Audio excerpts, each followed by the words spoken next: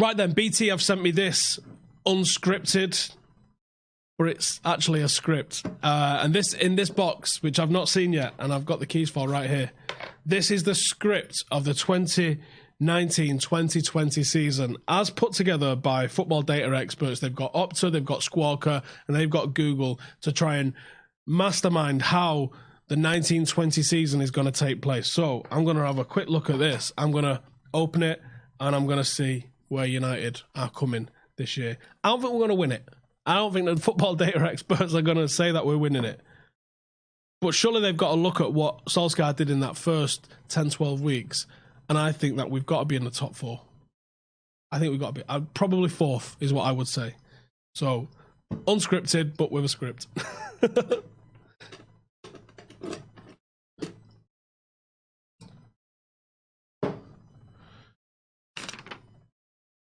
The twists, the turns, the ecstasy, and the agony, the beautiful game cannot be written. Football is unscripted, or is it?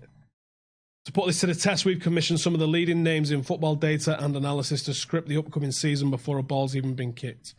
Leading data scientists and real-time sports analysis expert Squawka have analysed the football data from Opta and hosted on Google Cloud Platform to script the 1920 season, including the Premier League winners, UEFA Champions League winners, the top goal scorers, relegation candidates, and other notable storylines. Using artificial intelligence, the script predicts the fortunes of all 20 Premier League clubs in detail, as well as the giants of the European game. Let's have a look at our script. Oh my God, it's massive. Oh, it barely fits in the box. Wow, look at that. Look how thick that is. The script of the season. Big data takes on the beautiful game. Let's find out how it goes. Righty then. The final standings. Page 1. We're getting straight into the final standings. Oh my God. Oh, come on. United are 6th again. Hey, I tell you what.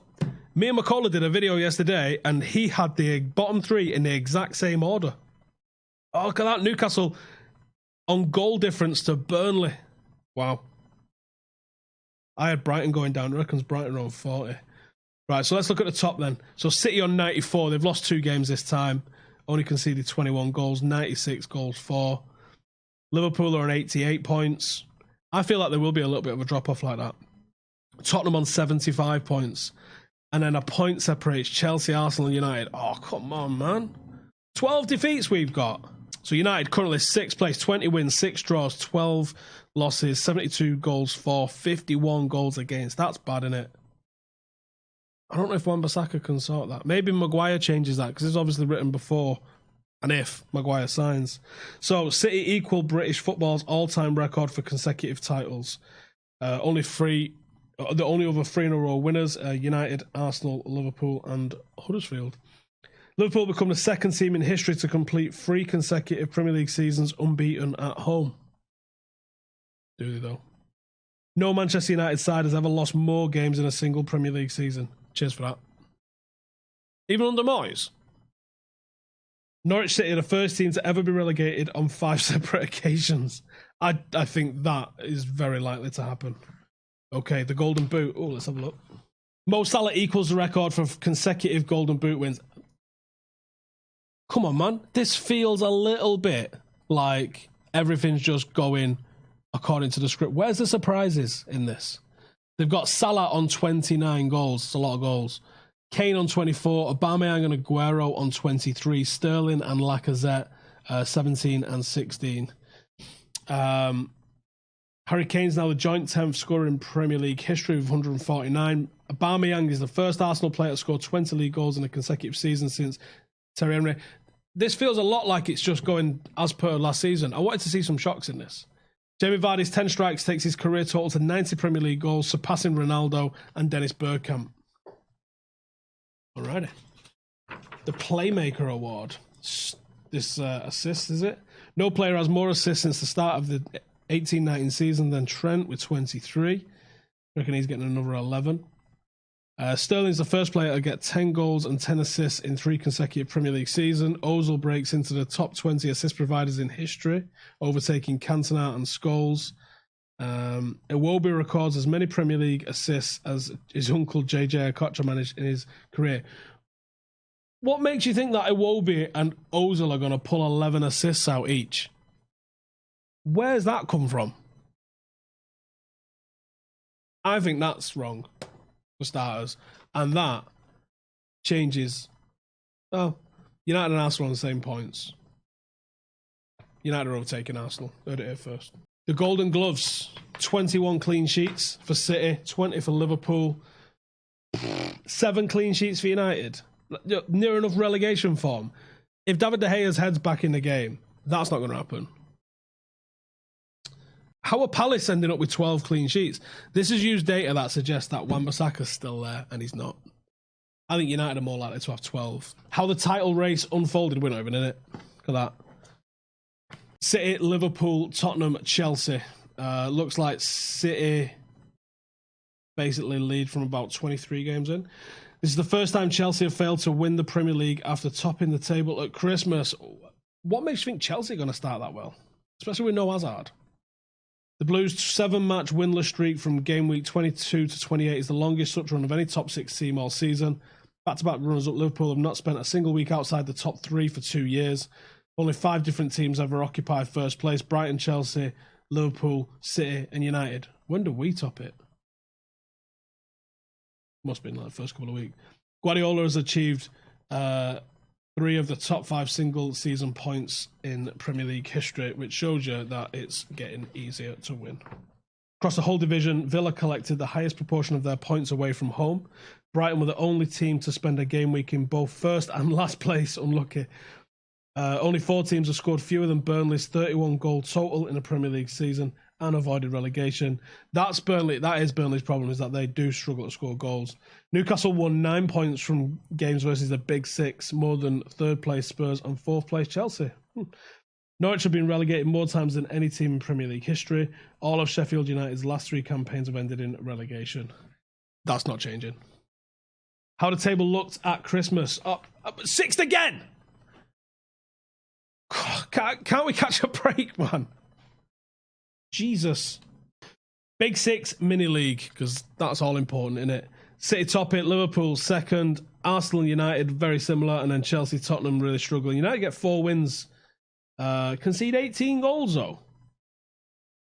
City have won 73% of their Big Six games across the last 3 seasons. In the last 23 games since a Big Six Premier League rivals beaten Liverpool at Anfield. Arsenal in their 23-game winless streak against United at Old Trafford. United lose both Manchester derbies. Cheers for the first time in the club's history. See, so that's... Come on, man. A season passed without Chelsea beating one of the Premier League's Big Six at Stamford Bridge for the first time ever. Spurs earned joint fewest points against fellow Big Six club for the 2nd successive season. Here we go. The local derbies. Let's have a look. 3-1 away. And 2-1 at home. City win 4 straight league games versus United for only the 2nd time in their history between 69 and 70. Right then, so let's skip all the way through to United and let's see what it's got for us. Wait. Right, hang on. He withstands 90 minutes of treatment from Man United home crowd. At full time, clock looks over to see faces filled with joy in the away end. Liverpool manager has just won his first Premier League game at Old Trafford. Man United are beaten 6-1 at Anfield.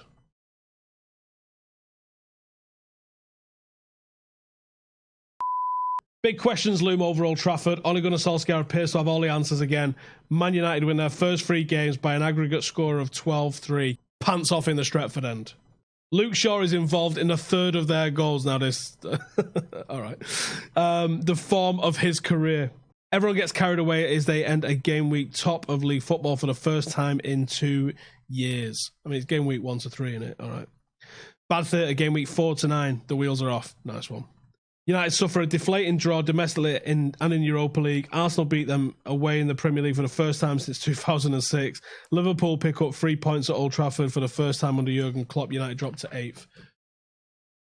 Oh, that's well depressing. I don't think it's getting better either. Winter Wonderland. Solskjaer remains optimistic, even as Premier League new boys Sheffield United and Aston Villa take points off his side in consecutive games. In Europe, United win their last 2 group games to finish top. These results give them confidence to keep the top 4 within sight throughout the festive period. Nightmares. United start the new year with another defeat to Arsenal. It's about to get much worse. Liverpool demolish Man United at Anfield. The 20-time English champions watch their biggest rivals go top of the league. Oh, don't just stick a knife in. Let's twist it while we're at it and pour salt in it. United dominate North London. Oh. They get revenge on Arsenal in Europe and beat Tottenham in the league. Solskjaer uses this momentum to guide his side all the way to the Europa League final. But it's in Gdansk. United's top 4 hopes die with a final day wonder strike from Damari Gray. They missed 4th by a point, but there is a second chance of UEFA Champions League qualification. Oh, a twist in the story. It's like M. Night Shyamalan. United face Tottenham in the Europa League final. Oh, come on. Solskjaer invokes past glory. It does not inspire the win they desperately need. Oh, come on! We don't even get to win the fucking Europa League. A 1-0 defeat leaves United out in the wilderness once again. I thought it was all building then to but we're in the Champions League because we win the Europa League again. No, we didn't. Jesus. United concede 50-plus goals for the second consecutive season and the second time in the Premier League era. United had a first team to score 2,000 Premier League goals, finishing the season with a total of 2,061. Paul Pogba is the first player to top both United's goals and assist charts back-to-back Premier League seasons. Looks like he's on 12, 13 goals and about 8 assists. Oh, well, that's depressing. All the way to a Europa League final in Gdansk to lose. And we miss out on Champions League qualification by a point.